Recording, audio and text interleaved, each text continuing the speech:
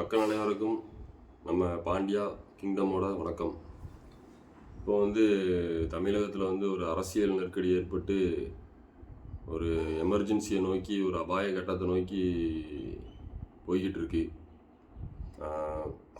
இதில் நம்ம வரலாற்று ரீதியாக பார்த்தோன்னா, இதுக்கு முன்னாடி சென்னையில் முதலமைச்சர் இல்லாத காலகட்டத்தில் நம்ம பாண்டியா கிங்டமுக்கும் இந்தியாவுக்கும் ஒரு மோதல் ஏற்படுற சூழ்நிலை, போர் அந்த மாதிரிலாம் நடந்திருக்கு. அதனால் மக்கள் எப்போதும் ஒரு எச்சரிக்கையாக இருக்கணும். எந்த ஒரு காலகட்டத்துலேயும் பாண்டியா கிங்டம் உங்களுக்கு துணையாக இருக்கும். எதையும் சமாளிக்கிறதுக்கு நாங்கள் தயார் நிலையில் இருக்கோம். இது நம்ம தமிழக வெற்றி கழகம் தமிழகத்தில் தனிப்பெரும் கட்சியாக ஜெயிச்சிருக்கு.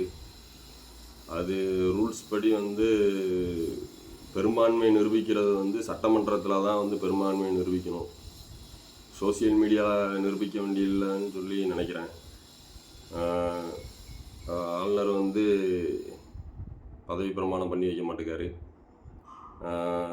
நம்ம பாண்டியா கிங்டம் மக்களோட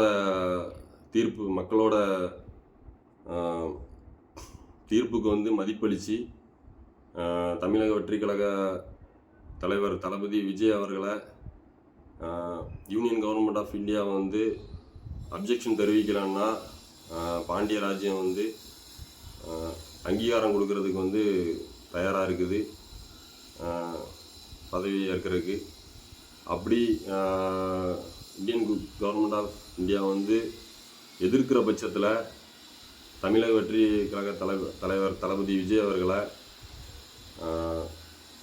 நம்ம பாண்டியா கிங்டமோட பிரைம் மினிஸ்டராக அங்கீகரிக்கிறதுக்கும் நாங்கள் தயாராக இருக்கோம். பாண்டியன் கிங்டம் தயாராக இருக்குது. அதை நான் இதன் மூலம் தெரிவிச்சுக்கிறேன். ஏன்னா ஒரு இராணுவம் வந்துச்சுன்னா அந்த நாட்டில் மக்கள் எவ்வளோ கஷ்டப்படுவாங்க அப்படிங்கிறத நம்ம நிறையா போர்களில் நம்ம பார்த்துருக்கோம். அதனால் மக்கள் கொஞ்சம் கோஆப்ரேட் பண்ணுங்கள். அதுபோல் நிறையா வளர்ச்சி திட்டங்கள் அப்படி இப்படின்னு சொல்லி வருது. அந்த டைமில் தமிழ் மக்களோட நிலங்களை ஃபுல்லாக கையகப்படுத்தும் போது இந்த மாதிரி ஒரு எமர்ஜென்சி சுச்சுவேஷனில் அது ஒரு பிரச்சனையை ஏற்படுத்தும், உயிர் சேதத்தை ஏற்படுத்தும். அதனால் நம்ம ரொம்ப எச்சரிக்கையாக இருக்கணும், விழிப்புணர்வோடு இருக்கணும், கவனமாக இருக்கணும்.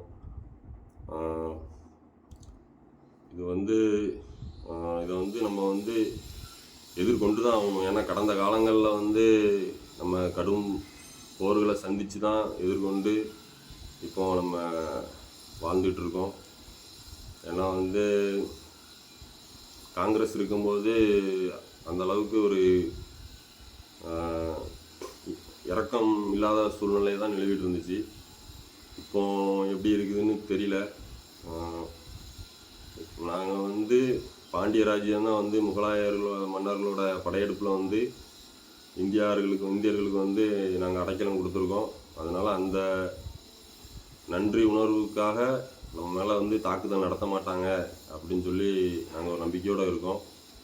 அப்படி நடத்துகிற பட்சத்தில் அதை எதிர்கொள்கிறதுக்கும் பாண்டிய ராஜ்யம் தயாராக இருக்குது.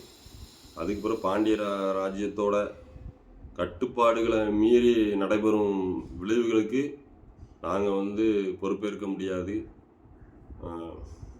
அதனால் இந்தியன் யூனியன் கவர்மெண்ட் பாண்டியா கிங்டமுக்கு கோஆப்ரேட் பண்ணணும். மக்களும் கொஞ்சம் ஆதரவு கொடுக்கணும். நன்றி.